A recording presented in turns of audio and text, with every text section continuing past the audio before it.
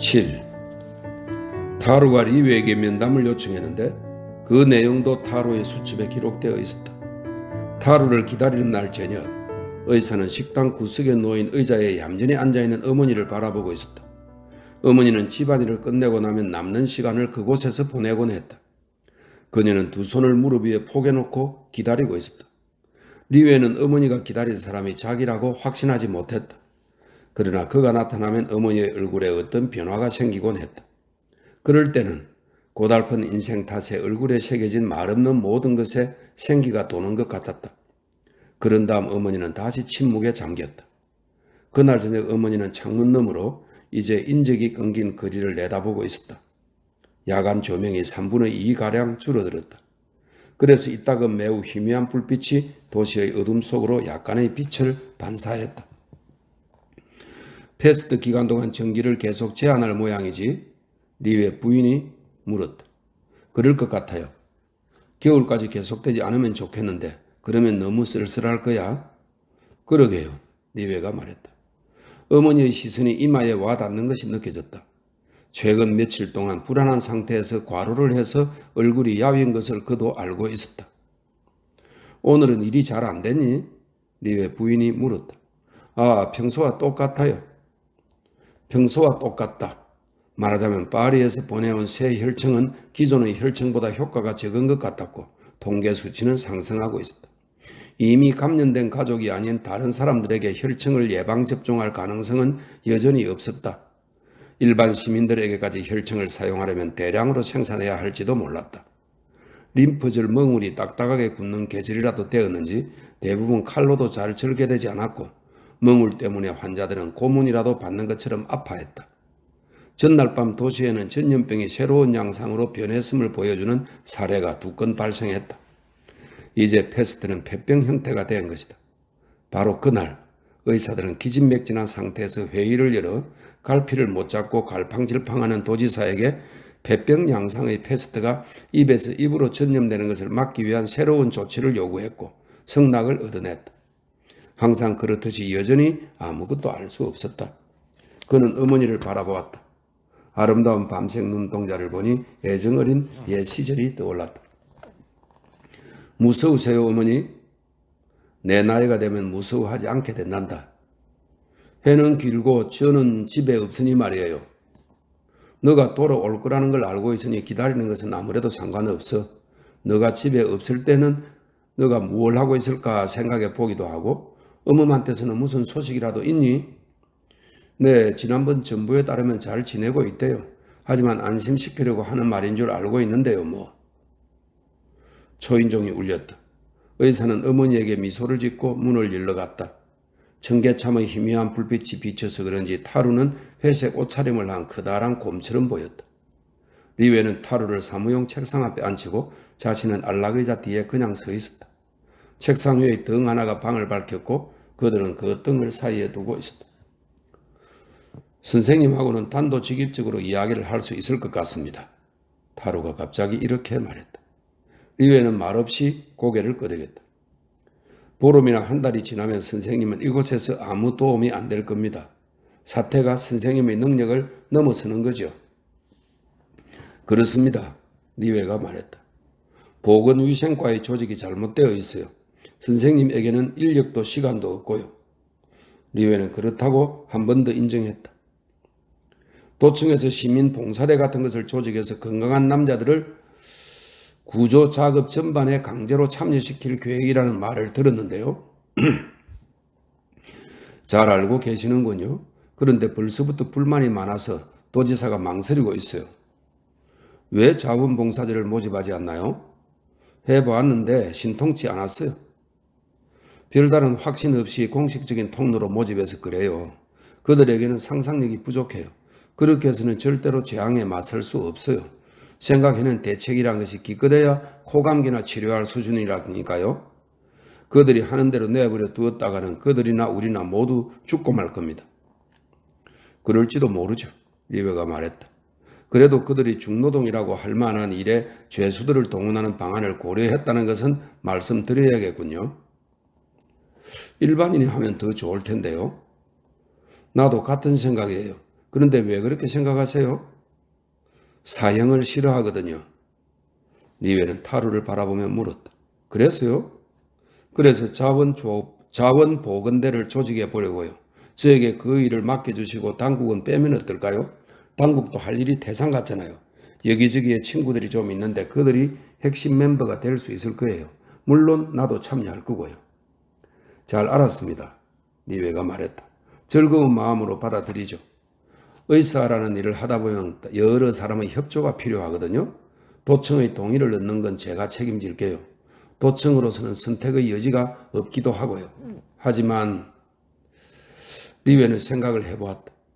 잘 알고 계시겠지만 그 일을 하다가 생명을 잃을 수도 있어요. 어쨌든 알려드려야 해서 말씀드리는 겁니다. 잘 생각해 보신 건가요? 타루는 회색 눈을 들어 그를 바라보고 있었다. 선생님, 파늘루 신부의 강론에 대해 어떻게 생각하세요? 자연스럽게 질문이 나왔고 리웨도 자연스럽게 대답했다.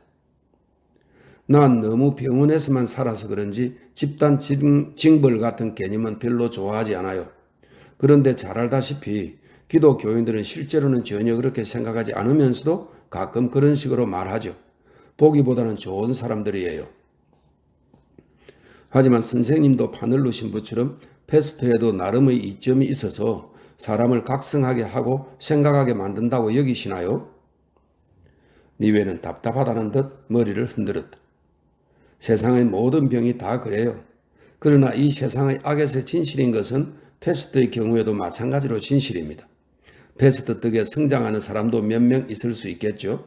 하지만 패스트 때문에 겪게 되는 비참함과 고통을 보고도 패스트를 용인한다면 그런 사람은 미쳤거나 눈이 멀었거나 아니면 비겁한 사람임이 분명해요. 리웨가 의조를 거의 높이지 않았는데도 타루는 그를 진정시키려는 듯 손짓을 했다. 그는 미소를 짓고 있었다. 좋습니다. 리웨가 어깨를 으쓱하면서 말했다. 아직 대답을 안 하셨는데 잘 생각해 보신 건가요? 타루는 안락 의자에 좀 편안하게 자리를 잡으면서 머리를 불빛이 비치는 쪽으로 내밀었다.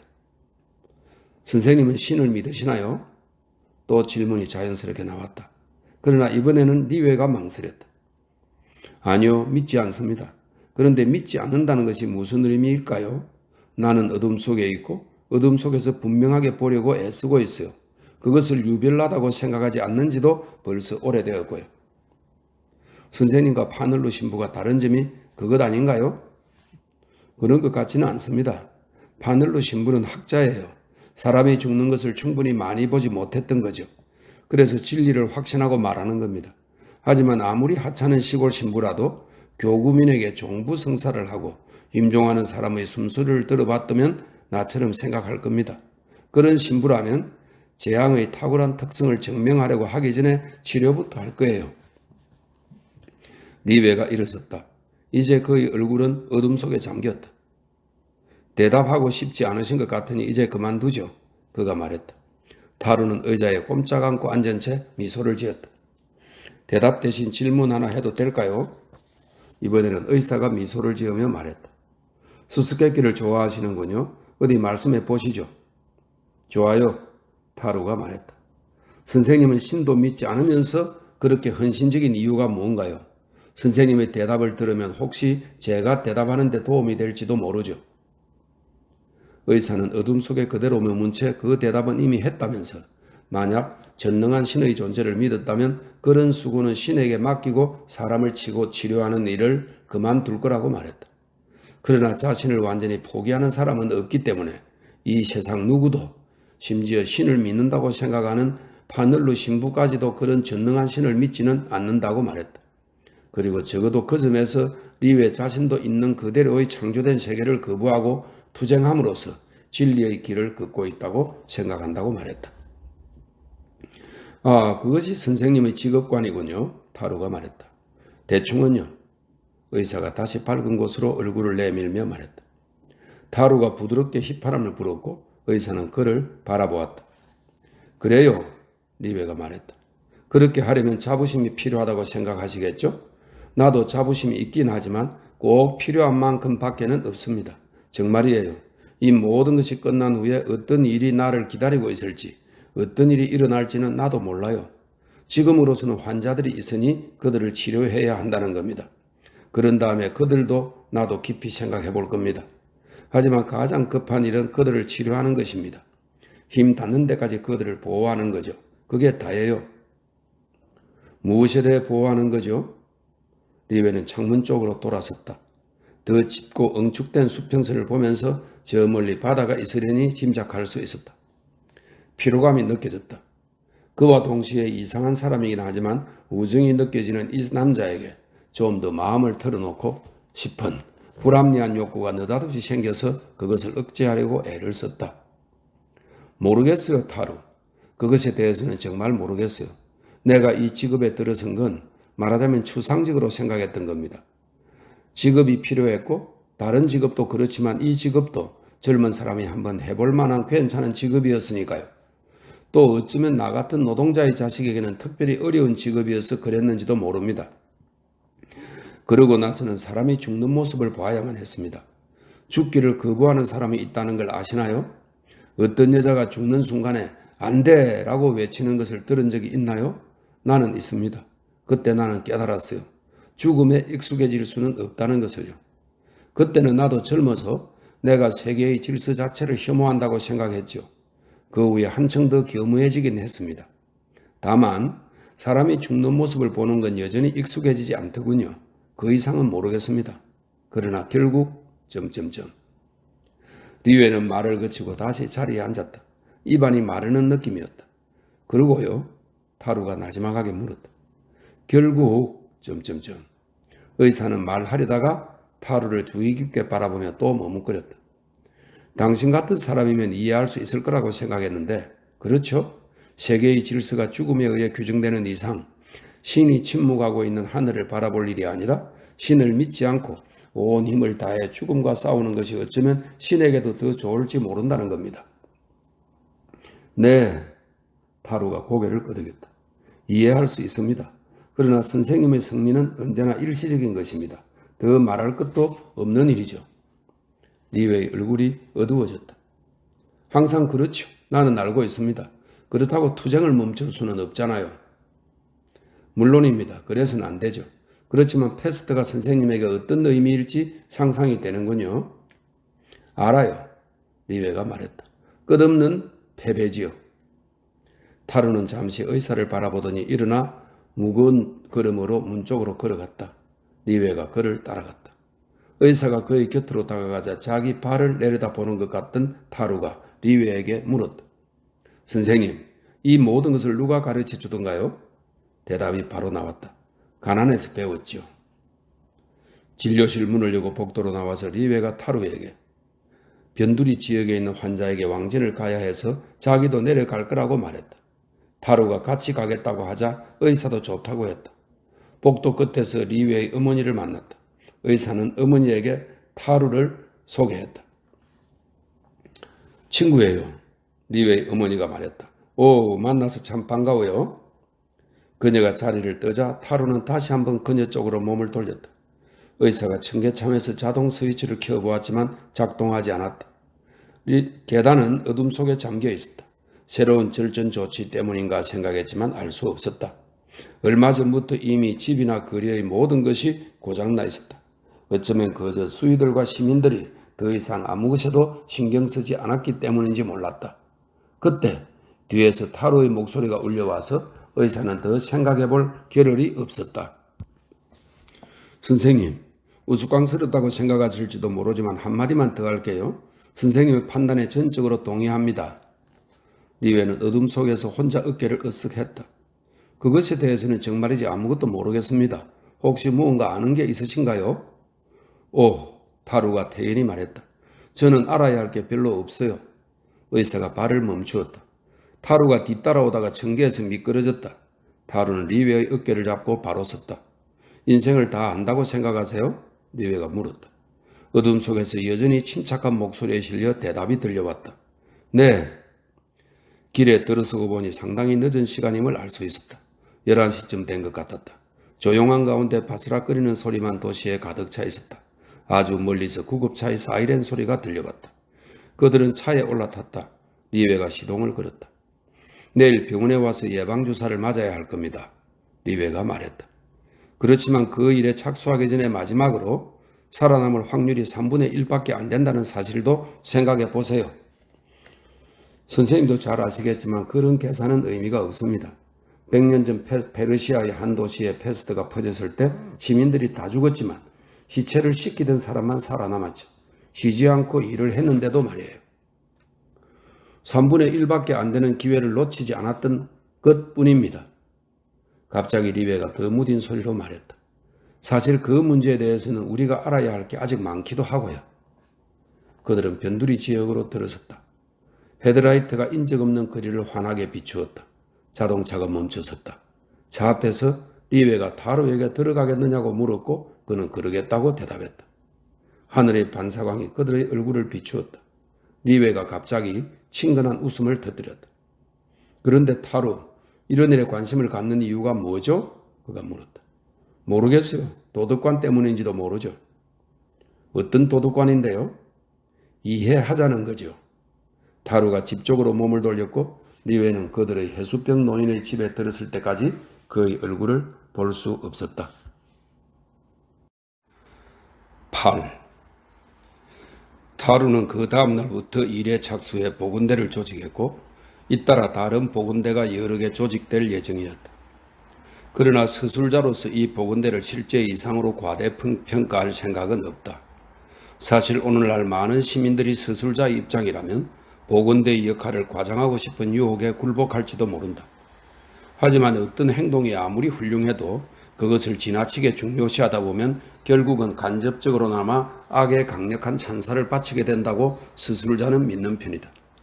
왜냐하면 그 경우 훌륭한 행동들이 그토록 대단한 이유는 단지 복이 드물기 때문이며 악의와 무관심이 인간 행동의 더 흔한 동인이라는 것을 가정하게 되기 때문이다. 서술자가 공감할 수 없는 생각이 바로 그것이다. 세상의 악은 거의 다 무지에서 나오며 양식이 없다면 선의도 악의와 마찬가지로 많은 피해를 입힐 수 있다. 인간은 악하지도 않고 오히려 선한 존재지만 사실 그것은 문제가 되지 않는다.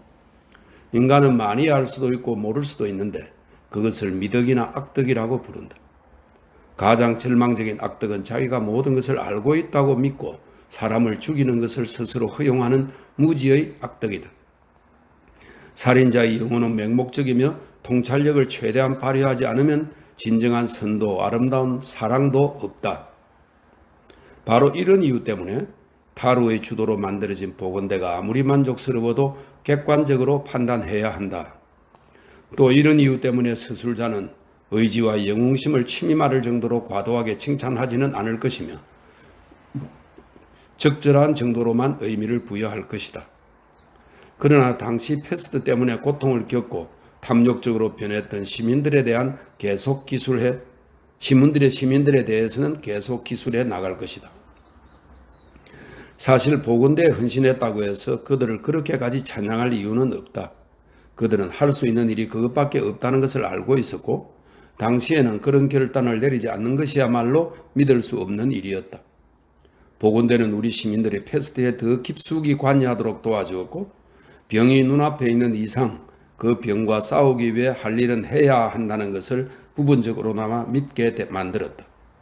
그렇게 패스트가 일부 사람들에게 수행해야 할 의무가 되자 패스트는 마침내 실체를 드러냈다.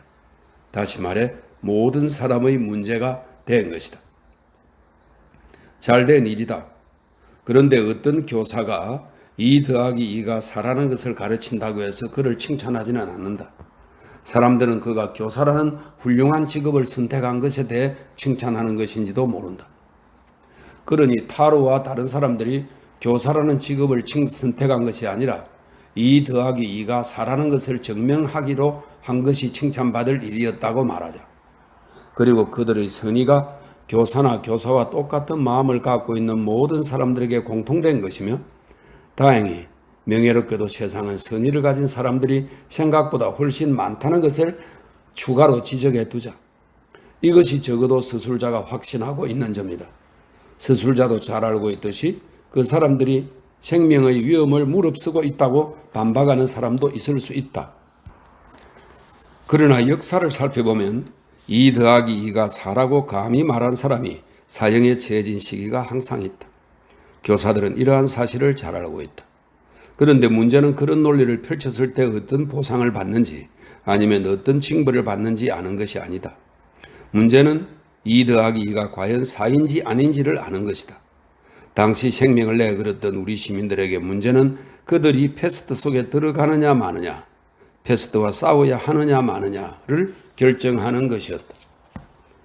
그 무렵 우리 도시에는 새로운 도덕가들이 많이 생겨나 아무것도 소용없고 무릎을 꿇는 수밖에 없다고 말하며 돌아다녔다. 타루와 리웨 그리고 그들의 친구들은 이렇게 대답할 수도 있고 저렇게 대답할 수도 있었지만 결론은 어김없이 그들이 잘 알고 있는 사실로 귀결되었다. 어떤 방법으로든 싸워야 하며 무릎을 꿇어서는 안 된다는 것이었다. 문제는 최대한 많은 사람을 살리는 것, 그들이 돌이킬 수 없는 이별을 경험하지 않게 하는 것이었다. 그렇게 하려면 방법은 하나밖에 없었다. 바로 패스트와 싸우는 것이었다. 그런데 이런 진리에 이르렀다고 해서 칭찬받을 일이 아니었다. 그럴 수밖에 없었던 것이다. 그러므로 늙은 의사 카스텔이 되는 대로 재료를 구한 다음 현장에서 혈청을 제조하는 데 신념과 열정을 쏟아 부은 것도 당연한 일이었다. 도시를 휩쓸고 있는 세균들이 전통적으로 정의된 패스트군과는 약간 차이가 있었기 때문에 리에와 카스텔은 세균을 배양해서 만든 혈청이 외부에서 가져온 혈청보다 더 효과적이기를 기대했다. 카스텔은 첫 번째 혈청을 빨리 생산할 수 있기를 바랬다. 또한 영웅적인 점이라고는 전혀 없는 그랑이 보건대에서 석이 비슷한 역할을 맡았는데 그것이 당연해 보인 것도 바로 그런 이유 때문이다. 타루가 조직한 보건대 중 일부는 인구 과밀 지역에서 예방사업에 주력하고 있었다. 그들은 그 지역에 필요한 위생 환경을 도입하려고 애썼고 소독반이 다녀가지 않은 흙간이나 지하실의 수를 세어 보고했다. 보건대의 다른 팀은 의사의 호별 왕진을 돕고 패스트 환자의 이송을 책임졌다. 나중에는 전문 인력이 없는 경우 환자나 사망자를 태운 차량을 직접 운전하기도 했다. 이 모든 일에는 등록하고 통계를 내는 작업이 필요했는데 그랑이 그 일을 맡아주었다. 그런 점에서 볼 때 그랑이야말로 리웨나 타루 이상으로 보건대의 생명력을 불어넣은 조용한 미덕을 실질적으로 대표하는 인물이라고 서술자는 평가하고 있다. 원래 성품이 그렇듯이 그는 선의를 가지고 주저없이 자기가 맡겠다고 나섰다. 다른 일을 하기에는 너무 늙었으니 작은 일에 도움이 되면 좋겠다는 정도의 의견만 피력한 것이다. 오후 6시부터 8시까지 시간이 있다고 했다. 리웨가 진심 어린 마음으로 감사의 뜻을 표하자 그는 놀란 듯이 말했다. 가장 힘든 일도 아니잖아요. 패스트가 돌고 있으니 스스로 보호해야 하는 건 분명하고요. 모든 것이 이렇게 단순하면 좋으련만. 그러고는 다시 자신의 문장 이야기를 꺼냈다. 저녁에 카드 작성하는 일이 끝나면 리웨는 그랑과 이야기를 나누곤 했다. 나중에는 타루도 대화에 끼어들었고 그랑이 친구들에게 자기 속내를 기쁜 마음으로 털어놓는다는 것이 점점 더 확연히 드러났다. 패스트가 한창인 가운데 그랑이 꾸준히 수행한 그 작업을 리웨와 타루도 흥미롭게 지켜보았다. 그들은 결국 거기에서 일종의 휴식을 얻었던 것이다. 말탄 여인은 어떻게 됐어요? 타루가 자주 물어보았다. 그러면 그랑은 한결같이 달리고 있죠. 달리고 있어요. 라고 어색한 미소를 지으며 대답했다. 어느 날 저녁 그랑은 말탄 여인에 대해 우아한이라는 형용사를 완전히 포기하고 앞으로는 날씬한이라는 수식어를 사용하겠다고 말했다. 그것이 더 구체적이거든요. 그가 덧붙여 말했다. 한 번은 이 두 명의 청중에게 다음과 같이 수정한 첫 문장을 읽어주었다. 5월 어느 화창한 아침에 날씬한 여인 한 명이 근사한 밤색 앞말을 타고 볼로뉴 숲의 꽃이 만발한 오솔길을 달리고 있었다. 어때요? 그랑이 말했다. 그 여인이 더 잘 보이지 않나요? 그리고 5월 어느 날 화창한 아침에가 더 나은 것 같아요. 5월의라고 하면 문장의 속도가 좀 늘어지는 것 같거든요. 그러고는 근사한이라는 형용사 때문에 무척 고심하는 것 같았다. 그의 말에 따르면 그 단어로는 생생한 느낌을 전달할 수 없었다. 그래서 자기가 상상한 멋진 앞말을 사진 찍듯 단번에 전달할 수 있는 표현을 찾고 있었다. 살이 오른도 어울리지 않았다. 구체적이기는 하지만 약간 경멸적인 의미가 느껴졌다. 윤기가 도는 애 마음이 끌린 적도 있지만 리듬이 적당하지 않았다. 어느 날 저녁 그가 의기양양한 태도로 검은 밤색 앞말이라는 표현을 발견했다고 말했다. 그의 말에 따르면 검은색은 은근히 우아한 느낌을 준다는 것이었다. 그건 안 돼요, 리웨가 말했다. 왜요? 밤색이라는 단어는 말의 품종을 의미하는 것이 아니라 색깔을 가리키니까요. 어떤 색이요? 글쎄요, 어쨌든 검은색은 아니죠. 그랑은 충격을 받은 것처럼 보였다. 감사합니다, 그가 말했다. 선생님이 계셔서 다행이에요. 얼마나 어려운 일인지 이제 선생님도 아시겠죠? 굉장한이라고 하면 어떨까요? 타루가 물었다. 그랑이 그를 바라보며 생각에 잠겼다. 그가 말했다. 그렇군요. 그래요. 차츰 미소가 되살아났다. 그러니 있고 얼마 후에는 꽃이 만발한이라는 표현이 거슬린다고 고백했다. 그가 아는 고장이라고는 오랑과 몽텔리마르 뿐이었기 때문에 그는 가끔 두 친구에게 꽃이 만발했을 때 볼료뉴 숲의 오솔길은 어떤 모습인지 묻곤 했다. 솔직히 말하면 그들은 그 오솔길에서 꽃이 만발한 느낌을 받은 적이 한 번도 없었지만 시청직원이 얼마나 확신하든지 오히려 자기들의 기억이 의심스러웠다. 그랑은 친구들이 확실하게 알지 못하는 것을 이상하게 여겼다. 볼 줄 아는 사람은 예술가 뿐이지요. 한 번은 그가 몹시 흥분해 있는 모습이 의사의 눈에 띄었다. 꽃이 만발한을 꽃으로 가득 찬으로 바꾸어 놓았던 것이다. 그가 두 손을 비볐다. 마침내 그것들이 보이고 느껴져요. 여러분 모자를 벗으세요. 그가 의기양양하게 문장을 읽었다. 5월 어느 화창한 아침에 날씬한 여인 한 명이 굉장한 밤색 앞말을 타고 볼료뉴 숲의 꽃으로 가득 찬 오솔길을 달리고 있었다. 그러나 큰 소리로 읽어보니 볼로뉴, 숲, 꽃 이 세 단어가 연결되는 것이 귀에 거슬려 그랑은 말을 약간 더듬었다. 그는 낙심한 표정으로 주저앉았다. 그러고는 가야겠다고 의사에게 양해를 구했다. 좀 더 생각해 볼 필요가 있었다. 나중에 알게 된 사실이지만 바로 그 무렵 그는 사무실에서 다른 데 정신이 팔린 듯한 기색을 보였다. 감축된 인원으로 엄청나게 많은 일을 처리해야 할 시점이어서 시청에서는 그것을 유감스럽게 여겼다. 그가 속해 있는 과에서는 그것 때문에 피해를 보고 있었다. 일하라고 봉급을 주는데 맡은 일도 제대로 하지 않는다고 국장이 그를 심하게 야단쳤다. 국장이 그에게 말했다. 맡고 있는 사무부에 보건대에서 자원봉사를 하는 것 같은데 그건 상관하지 않겠어. 하지만 당신이 맡은 사무는 경우가 달라요. 이런 가혹한 상황에서 당신이 도움이 되는 제일 좋은 방법은 맡은 일을 잘해내는 거요. 그렇지 않으면 다른 것은 아무 쓸모가 없어. 그 말이 맞죠? 그랑이 리웨에게 말했다. 네, 그 말이 맞아요. 의사도 동의했다. 하지만 정신이 산만해서 문장을 어떻게 마무리해야 할지 모르겠어요. 그는 볼로뉴라는 단어를 없애려고 생각했다. 그렇게 해도 누구나 이해할 수 있을 것 같았다. 그러나 그렇게 하면 실제로는 오솔길에 걸려야 하는 구절이 꽃에 걸리는 것처럼 보였다. 그래서 꽃으로 가득 찬 숲의 오솔길로 쓰는 것도 고려해 보았다. 그러나 숲이 수식어와 명사 사이에 놓이면서 공연히 둘을 분리해 놓은 느낌이어서 살 속에 가시가 박힌 것 같았다.